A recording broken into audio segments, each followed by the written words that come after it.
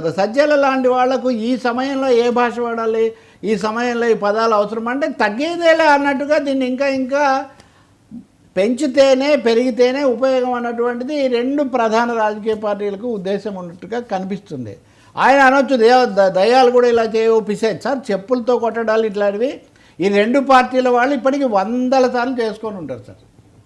నచ్చని వాళ్ళని ద్వేషించడం, నచ్చని వాళ్ళ మీద ఇట్లాంటి దుమ్మెత్తిపోయడం ఇది చాలా అలవాటు. వాళ్ళే చేస్తారని వీళ్ళే చేస్తారని వాళ్ళు. కానీ జరిగేది మటుకు ఒకటే, రెండేదుల్లో ఇదే అమ్మ తల్లికి ఎత్తరా అన్నట్టుగా చివరికి అమ్మకు చేటు వస్తున్నటువంటి ఒక పరిస్థితి. ఆయన నిన్న మాట్లాడినప్పుడు ఈ సంకర జాతి సంకర భాష ఎవరిని గురించి అంటున్నారు అంటే దేవతలు పిశాచాలు అనే దానికోసం నేను రెఫరెన్స్ అని ఆయన అనొచ్చు. ఏమన్నా కానీ అది ఏం కన్వే చేస్తుంది? నిజానికి చాలామంది చెప్పే మత భావాలు ఛాందసాల్లో అతి కీలకమైనది, అతిపెద్ద పాపం వర్ణ సంకరం, అతిపెద్ద పాపం.